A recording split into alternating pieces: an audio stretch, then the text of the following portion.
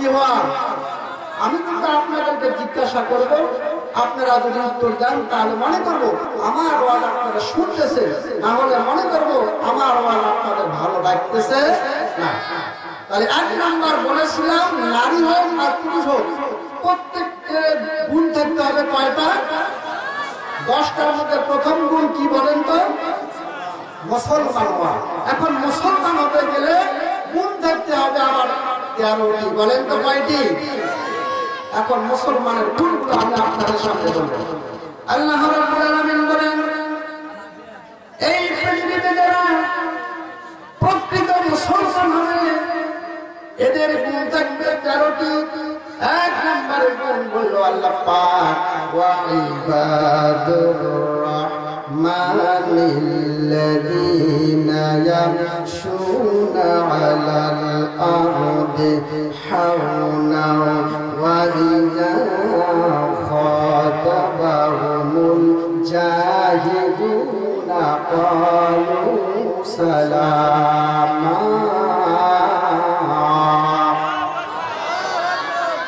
এই আয়াতের মধ্যে আল্লাহ পাক 3টি গুণের কথা বললেন। কয়টি গুণ? 1 নম্বর গুণ, যখন কোন মুসলমান প্রকৃত মুসলমান হবে এরা হবে খাঁটি আল্লাহর বান্দা, রহমানের বান্দা। বলেন তো কার বান্দা? এটা আওয়াজ দিন ভাই, রাগ করতেছেন? 1 নম্বর গুণ হতে হবে রহমানের বান্দা। কার বান্দা? তাহলে মুসলমান হতে গেলে প্রথম গুণ হলো কি হতে হবে? রহমানের বান্দা। 2 নম্বর গুণের কথা আল্লাহ পাক বলেন, যখন এই বান্দাটা রহমানের বান্দা হয়ে যাবে তখন তার মধ্যে আরেকটা গুণ চলে আসবে, আল্লাযীনা ইয়ামশুনা আলাল আরদি হাওনা ওয়া ইযা খাতাবাহুমুল জাহিলুনা ক্বালু সালামা। 2 নম্বর গুণ, যখন একজন প্রকৃত মুসলমান হবে জমিনে যখন চলাফেরা করবে তখন সে নম্রের সাথে ভদ্রতার সাথে চলাফেরা করবে। চিৎকার দেবেন আল্লাহু আকবার। সে কোনদিন তাকব্বুরি করতে পারে না। একজন মুসলমান হয়ে আরেকজন মুসলমানের উপরে অহংকার করতে পারে। একজন মুসলমান আরেকজন মুসলমানকে হত্যা করতে, একজন মুসলমানের আরেকজন মুসলমানের সমালোচনা করতে পারে, মারামারি করতে পারে না, অহংকার করতে পারে না। কারণ যখন সে প্রকৃত মুসলমান হয়ে যাবে সে জমিনের বুকে যখন চলাফেরা করবে তখন নম্রতার সাথে ভদ্রতার সাথে চলাফেরা করবে। চিৎকার দেন আল্লাহু আকবার। কারণ আল্লাহ পাক বলেন, ও মুসলমানরা, ও দুনিয়ার মানুষেরা, তোমাদের কোনো অস্তিত্ব ছিল না, আমাদের কোনো অস্তিত্ব ছিল? বলেন তো কোনো অস্তিত্ব ছিল?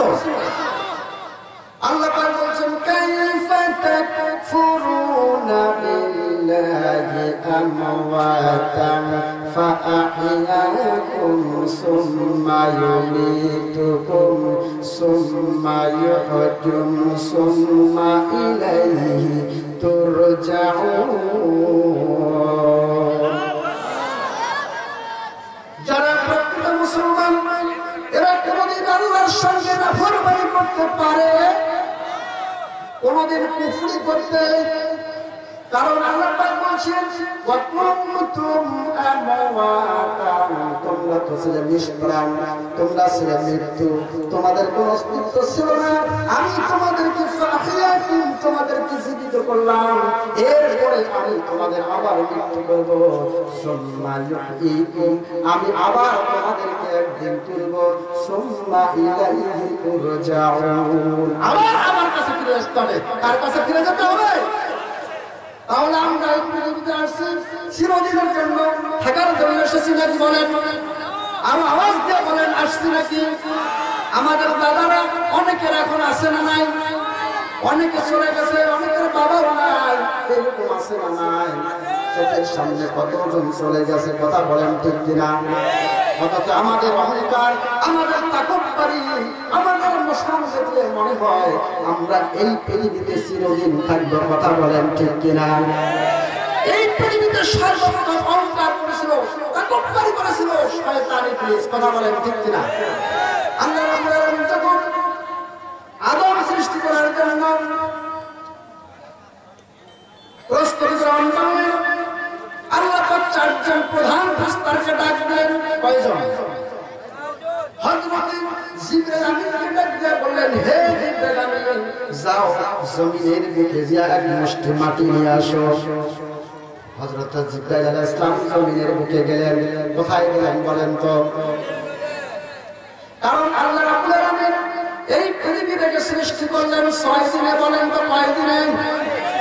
আল্লাহ পাক বলেন, খালাকাস সামাওয়াতি ওয়াল আরদি ওয়া মা বাইনাহুমা ফি সিত্তাতি আইয়াম। আল্লাহু আকবার। আল্লাহ রাব্বুল আলামিন গোটা পৃথিবী, আসমান জমিন যা কিছু আছে সবগুলো কয়দিন সৃষ্টি করলেন? একটা আওয়াজ দিয়ে বলেন কয়দিন?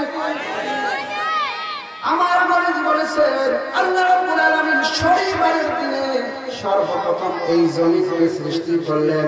বলেন তো শনিবারের দিনে আল্লাহ পাক কি সৃষ্টি করলেন? একটা আওয়াজ দিয়ে বলেন। জমিনকে যখন সৃষ্টি করা হলো, হাদিস শরীফে আছে জমিন থরথর করে লাফালাফি করছে। আল্লাহ রাব্বুল আলামিন জমিনের ভারসাম্য রক্ষার জন্য রবিবারের দিনে পাহাড় পর্বত মারা দিয়া গেড়ে দিলেন। জমিনের থরথরি বন্ধ হয়ে গেল। চিৎকার দিয়া বলে সুবহানাল্লাহ। জমিন সৃষ্টি হয়ে গেল, পাহাড় তৈরি হয়ে গেল।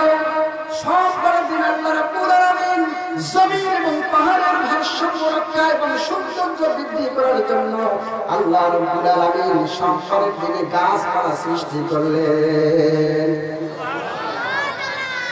মঙ্গলবারের দিন আল্লাহ রাব্বুল আলামিন যত অন্ধকার রাত অমঙ্গল মন্দ জিনিস আছে এগুলোকে সৃষ্টি করলেন। কারণ এর মধ্যে কারণ আছে না নাই? বুধবারের দিন আল্লাহ রাব্বুল আলামিন চন্দ্র সূর্য দিন যা আছে ভালো ভালো জিনিস সবগুলো আল্লাহ পাক বুধবারের দিন সৃষ্টি করলেন। বৃহস্পতিবারের দিন আল্লাহ পাক সমস্ত প্রাণীগুলোকে সৃষ্টি করলেন, শুধু মানুষ ব্যতীত। একটু আওয়াজ দিয়ে সুবহানাল্লাহ। আর আমরা দিন পাই কয়টা? 7টা। কিন্তু আল্লাহ পাক বলেন আমি 6 দিনে সৃষ্টি করেছি। বলছেন কিনা? আল্লাহ রাসূল বলেছেন আরে দিন হলো জুমার দিন, শুক্রবার আছে না নাই? আল্লাহ রাব্বুল আলামিন এই দিনটাকে মর্যাদা সম্পন্ন করলেন। এই জন্য আল্লাহ পাক এই পৃথিবীতে মানব সৃষ্টি করবেন। একটু আওয়াজ দিয়ে বলে সুবহানাল্লাহ। এই জন্য আল্লাহ পাক চারজন প্রধান ফেরেশতাকে ডাক দিয়ে বললেন, হে জিবরাইল আমিন, আর কারণে দাঁড়িয়ে আমার কাছে চলে আসো তাড়াতাড়ি।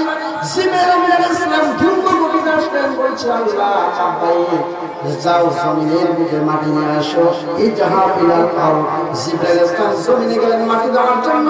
মাটি সেখান থেকে মানুষের মতো কথা বলতে শুরু করছে, আমাকে তুমি শুনে না, আমাকে নেবে না। কারণ এই জমিন এই মাটি দিয়া আল্লাহ পাক আদম সৃষ্টি করবেন। একটু আওয়াজ দিয়ে বলে আল্লাহু আকবার। জিবরাইল আমিন শুনে চলে গেলেন। আল্লাহকে দিয়া বললেন মাটি আমি যত আনতে যাই মাটি সরে যায়, মানুষের মতো কথা বলে। আমি দিতে পারলাম না, ব্যর্থ হয়ে গেলাম। আল্লাহ পাক বললেন সরে যা। হযরত মিকাঈল আলাইহিস সালামকে ডাক দিলেন, তাকেও পাঠিয়ে দিলেন। সেও যেতে পারল না। সংক্ষেপে ভাবে বলতেছি, হযরত ইসরাফিল আলাইহিস সালামকে ডাক দিলেন, সেও যেতে পারলেন না। সব শেষে আল্লাহ পাক হযরত আজরাইল তথা মালাকুল মউতকে ডাক দিয়া বললেন, এই জাহাবিলা আর জমিনের কাছে দিয়া মাটি নিয়ে আসো। চিৎকার দিয়া আল্লাহু আকবার। আজরাইল আলাইহিস সালাম পরিশেষে মাটি নেওয়ার জন্য গেলেন, কিন্তু মাটি পূর্বের মতো সরে যাচ্ছে। চিৎকার দিয়া বলতেছে আমাকে নিবে না। এই মাটি দিয়া আল্লাহ পাক আবার সৃষ্টি করবেন। অতএব আমাকে তুমি শুনে না, সেই আল্লাহর কসম করে বলছি। মাটি বলছে তুমি যে আল্লাহর কসম করে বলছো, আমি সেই আল্লাহর কসম করে বলছি আমি তোমাকে নিয়ে ছাড়বো। চিৎকার দিয়ে আল্লাহু আকবার। আল্লাহ রাব্বুল আলামিন মাটি নিয়ে গেলেন আল্লাহর কাছে। জিবরাইল আলাইহিস সালাম মাটি নিয়ে গেলেন আল্লাহর কাছে। নিয়ে বললেন আল্লাহ মাটি নিয়ে এসেছি, এইবার আল্লাহ রাব্বুল আলামিন যখন মাটি পেয়ে গেলেন, মাটিটা ছিল শক্ত মাটি, এঁটেল মাটি, দিনের লাঠি, শক্ত এঁটেল মাটি। আল্লাহ রাব্বুল আলামিন সঙ্গে সঙ্গে আকাশকে অর্ডার করলেন, ইয়া সামাউ আনজিলি আলাইহি আরবাইনা ইয়াওমা, হে আকাশ 40 দিন পর্যন্ত বৃষ্টি দে। আকাশ সঙ্গে সঙ্গে 40 দিন বৃষ্টি দিলেন। এই বৃষ্টির সঙ্গে সঙ্গে বৃষ্টির কারণে শক্ত মাটিটা নরম হয়ে গেল। বলে সুবহানাল্লাহ। বলেন তো আমরা আটা দিয়ে, ময়দা দিয়ে অনেক কিছু তৈরি করতে পারি কিনা? কিন্তু পানির দরকার আছে না? আল্লাহ পাক পানি ব্যবহার করলেন মাটির সঙ্গে, করার পরে এই মাটিটা হয়ে গেল কাদা মাটি। কি মাটি বলেন তো? কোরআনের ভাষা আসছে হামায়ুন মাসনুন, কাদা মাটি হয়ে গেল।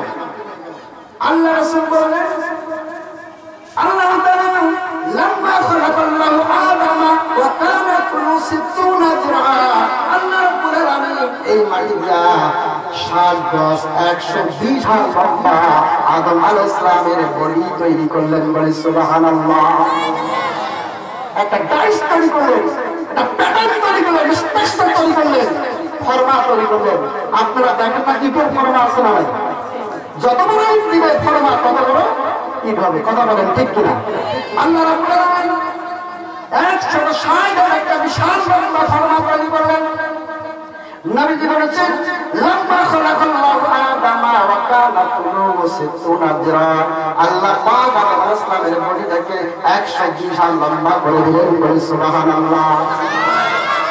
যখন লম্বা হয়ে গেল, মাটিকে শক্ত করার জন্য আল্লাহ রাব্বুল আলামিন আসমানকে হুকুম করলেন, সূর্যকে হুকুম করলেন, ইয়া শামসু হাররিকা আলাইহি আরবাইনা ইয়াওমা, হে সূর্য 40 দিন পর্যন্ত তাপ করতেছে, তোমার যত পাওয়ার আছে আদমের উপরে দিয়ে।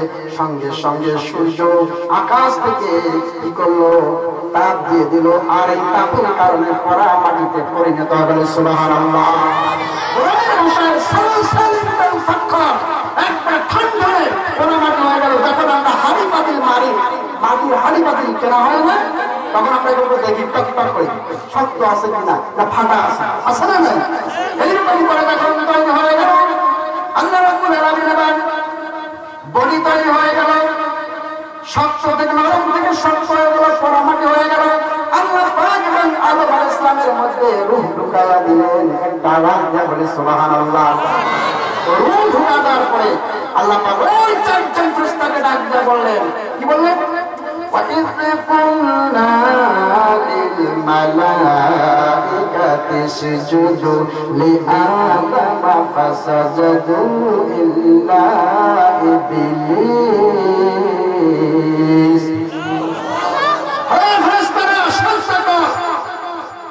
আমার সিগারের মাত্রা হচ্ছে তাড়াতাড়ি কর, ইম্পারেটিভ সেন্টেন্স, আদর্শ বাক্য ব্যবহার তাড়াতাড়ি শুনতে হবে।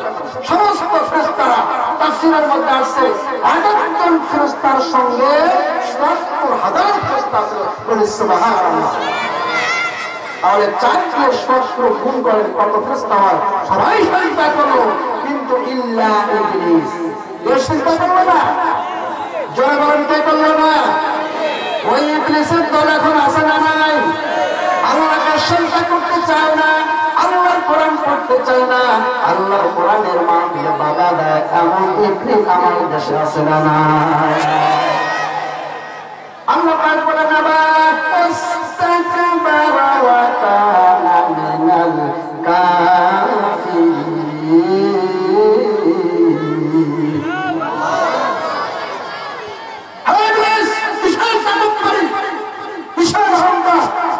তুমি আদমকে চেষ্টা করলে না? আল্লাহ রাব্বুল আলামিন আবার ইবলিসকে লক্ষ্য করে বললেন, ইয়া ইবলিস মা মানাআকা আন তাসজুদা লিমা খালাকতু আস্তাকবারতু আম কানা মিনাল আলিন।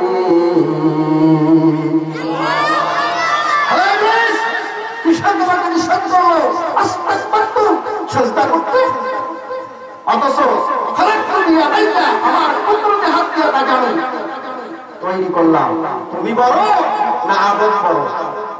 কে বড় বলুন তো? আদম বলো না? ইবলিস কি জবাব দিলেন শুনবেন?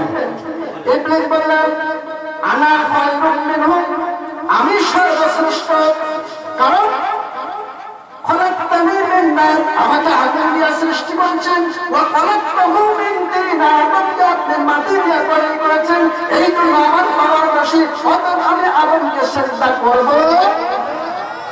এই ইবলিসের বাহিনী আজকে আমাদের সমাজে আছে না নাই? তারা হচ্ছে ভাইয়া, কথা বলেন ঠিক কিনা? সম্মানিত, যখন এই কথা ইবলিস বলল, আল্লাহ পাক কি বললেন জানার দরকার আছে না? আল্লাহ পাক বললেন ফাখরুজ বিহা, বেরাও, মানে কি বের হয়ে যা। তাফসীরের মধ্যে আছে ঈমান থেকে বের হয়ে যা, অথবা ফেরেশতার দল থেকে বের হয়ে যা। ফাইন্নাকা রাজিম, তুমি অভিশপ্ত হয়ে গেছো, শয়তান হয়ে গেছো, বেয়াদব হয়ে গেছো, অভদ্র হয়ে গেছো, তুমি বড়দেরকে সম্মান করো না, ছোটদেরকে স্নেহ করো না। সমাজের কোন আছে না নাই? বড়দের দেখে ভাষা ভাষ টান দেয়, আছে না নাই? মনে হয় বড় নেতা হয়ে গেছে, এটার নাম আছে বিড়ি কো, এটার নাম কি? এরা আবার পায়খানা আগে বিড়ি দেখে পায়খানা হয়, আছে না নাই? আমি একদিন টয়লেটের সামনে দাঁড়িয়ে আছি, দেখি উপর থেকে একটা ধোঁয়া আসতেছে। আমি চিন্তা করলাম তুই টয়লেটের মধ্যে আগুন লাগবে, চিন্তায় পড়ে গেছে, তা ঘোরা ঘোর করাচ্ছে। আমি বললাম কি ব্যাপার, টয়লেটের মধ্যে কি আগুন লাগলো নাকি? দাঁড়িয়ে আছে অনেক সময়, অনেকক্ষণ পর বলে দেখলাম যে এক ভদ্রলোক, কি ব্যাপার? মান করিয়েন না, আমি যদি এই সিগারেট না টানি আমার পায়খানা হয় না। এইরকম মুসলমান আছে না নাই? আবার কিছু বেয়াদব আছে, মুরব্বীরা বসে আছে, তাজিম নাই, সম্মান নাই, ভাষা ভাষা নিচ্ছে, মনে হয় ওই এলাকার বিশ্ব নেতা, আছে না নাই? সম্মানিত হাজির, এই পৃথিবীতে যত অহংকার করুক, নাটকবাড়ি করুক, কেউ টেকে নাই, যখন